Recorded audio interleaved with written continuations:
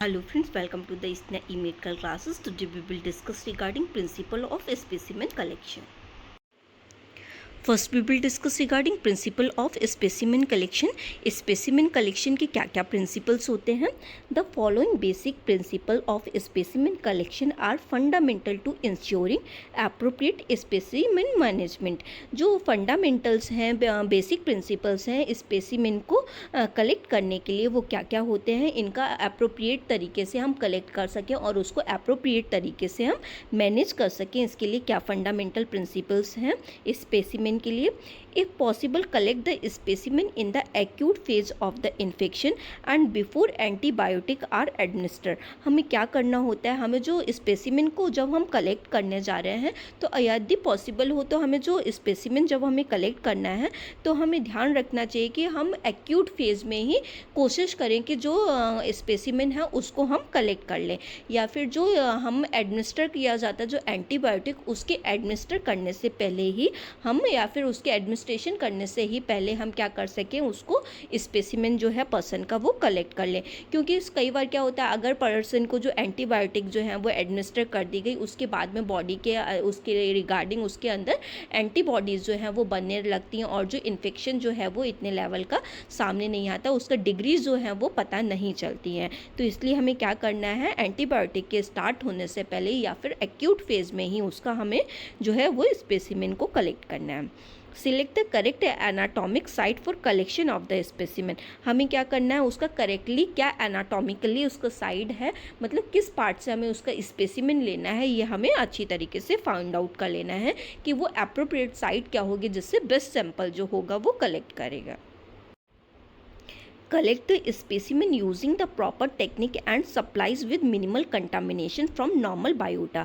हमें जो स्पेसिमिन का कलेक्शन करना है हमें वो अप्रोप्रिएट टेक्निक से करना है, जो भी उसके लिए अप्रोप्रिएट टेक्निक होगी, कौन से सैंपल को कहाँ कलेक्ट करना है, किस टाइम पे कलेक्ट करना है, किस जगह से कलेक्ट करना है, क्या उसके पूरे स्टेप्स होते हैं उसको कलेक्ट करने के लिए, वो हमें जो पूरी टेक्निक होगी वो हमें जो है वो प्रॉपर तरीके से फॉलो अप करनी है। And supplies with minimal contamination from normal biota. और हमें अपनी तरफ से जो भी पेशेंट होगा उसको कोई भी कंटामिनेशन, कोई भी जो है वो नहीं, इन्फेक्शन जो है उसको नहीं देना है, उसकी नॉर्मल फ्लोरा जो है वो रहनी चाहिए और हमें अपनी तरफ से उसको हम कोई भी इन्फेक्शन ना दें। तो हमें ये जो भी है उसका जो है उसको अपना टिप्स टू टंग रखना है, अपना टिप टू हैंड रखना है कि हम अपनी तरफ से पेशेंट को कोई भी इन्फेक्शन ना दें।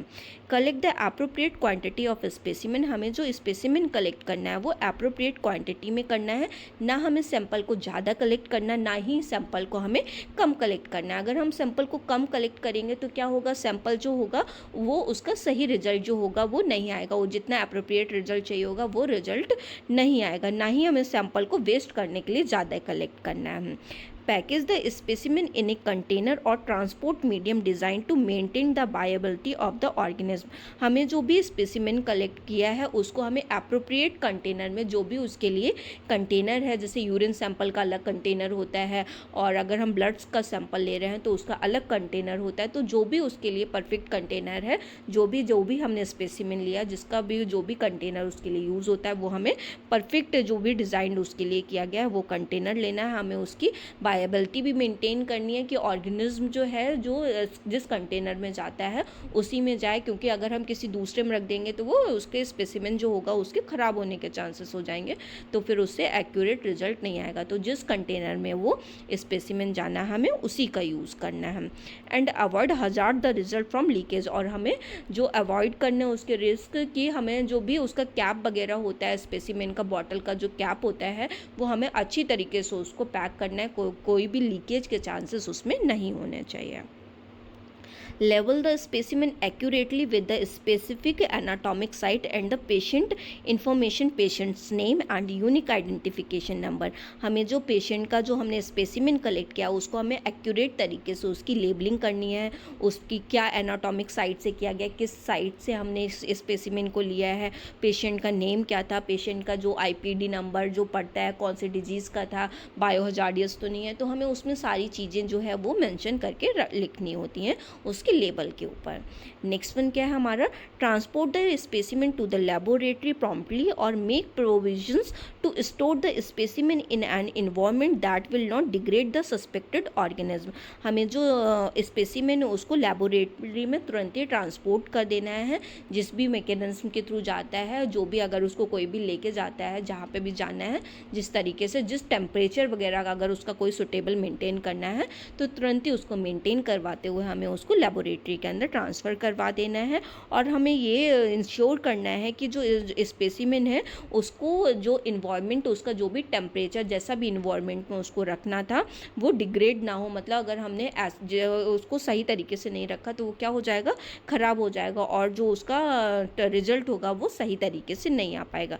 तो हमें ये इंश्योर करना है कि जो उसको सही तरीके से हम जिस इन्वायरमेंट में उसको रखना चाहिए उस तरीके से वो जा रहा है कि नहीं जा रहा है।